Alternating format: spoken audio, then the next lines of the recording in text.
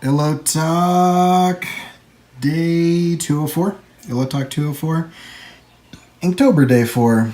Today I have mashed up Bomberman and Papa Smurf. And you can kind of see how that fits in. Forgot to film it, so I'll just show you this picture. There he is. Relatable Villains. It's kind of an extension of yesterday. It's something that I read a lot about when I was studying Brian McDonald's stuff. And so if you've seen Invisible Ink or The Golden Theme by Brian McDonald, I would recommend those books highly. But this idea of relatable villains is really interesting. And a while ago on Twitter, I had a conversation and somebody said, I don't want to relate to villains. I don't want to get to know them or understand them. They're the bad guy, right? But just as much as I think that there are valuable things that we can learn and internalize that help us when we can relate to a hero, I think we can also learn and internalize valuable things as we relate to villains. Not because we want to do or be the things that they are, but because they represent possible paths that we could take if we allow ourselves. And so some of the least interesting villains are the ones who are evil for the sake of evil, right? I'm evil because, or whatever. And it's just kind of like, all right, whatever, But if I can understand the path, if I can even empathize with the villain, or if I could be like, yeah, that's a tough call because had I experienced X, Y, and Z like they did, I don't know that I'd be this super shiny Boy Scout. And the interesting thing about relatable villains is they are usually, in good storytelling, paired up with a hero of the same make, right? They're both struggling with a very similar thing. They're both two sides of the same coin. And really the only difference between them is one is choosing to react in a way that would make him a villain in society's eyes, and the other is choosing to react in a way that would make him a hero in society's eyes. And so juxtaposition between two relatable things allows you to see okay, maybe the ends don't justify the means, right? And I'm not talking about anti-heroes here. Anti-heroes are actually a completely different thing. I'm talking about true villains, but villains with motivation and motives where you're like, yeah, I could see that. Because if you can relate to them, then there's something that you can learn. You can say, if I'm not careful, then maybe I could make bad choices. Because if the only thing that we ever relate to are heroes, then sometimes you don't have the internal warning system that's like, oh, you're acting like a villain. I have met business people in a number of different situations, and some of them act admirably and do important things, and I like to try to be like them. And others make poor choices. I wouldn't say that they're villains, but there's one in particular that right after college, I was around this person a lot, and the decisions that they made were really bad.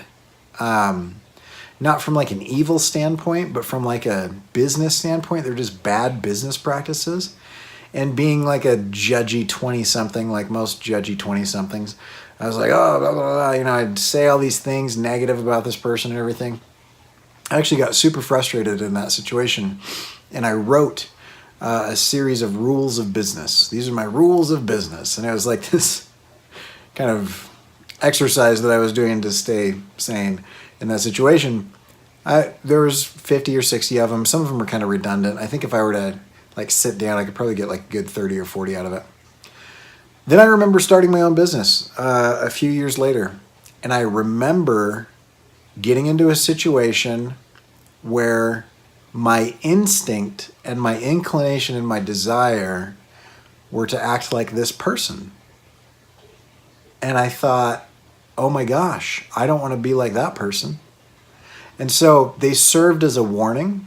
And as soon as I was put into a situation where I had to make a choice, and my emotional response, my short-term response, was clouding my judgment for the long term, I almost made those same decisions. I almost went down that same path.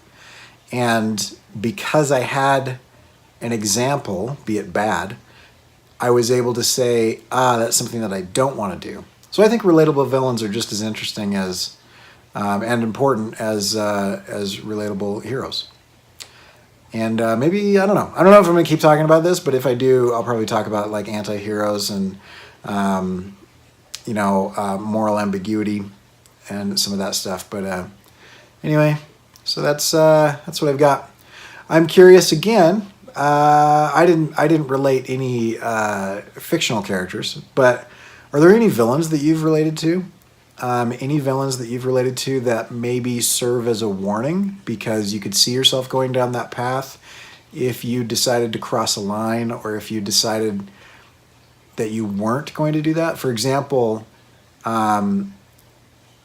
everyone's the hero of their own story, right? And so if you can relate, if you can understand the motivation of a person, then you can say, oh, wow, I can see why they're doing that. I wouldn't do that thing, but I can see the motivation behind that. It's not evil for the sake of evil. It's, they're trying to do X, Y, or Z, or whatever, right?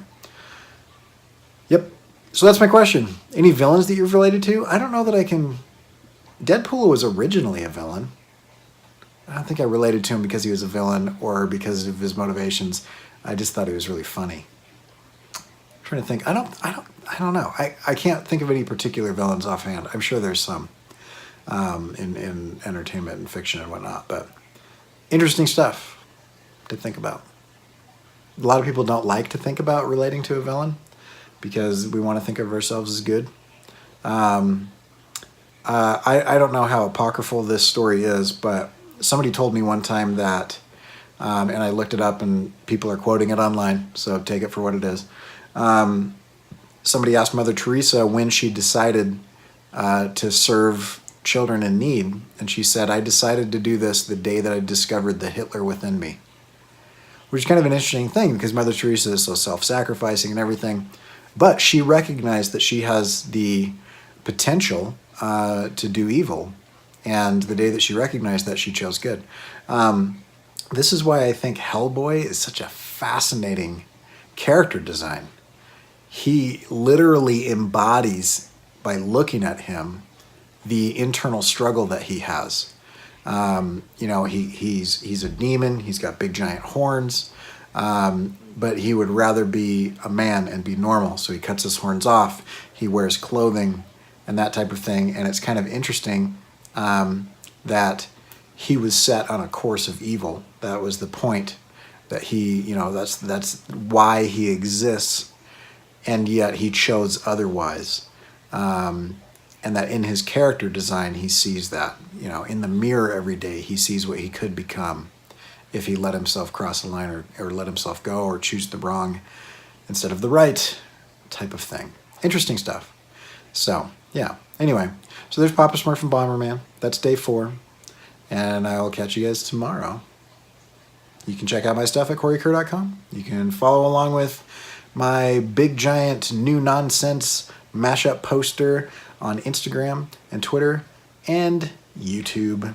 And if you haven't subscribed, hit the bell. We will catch you guys later. I'm out.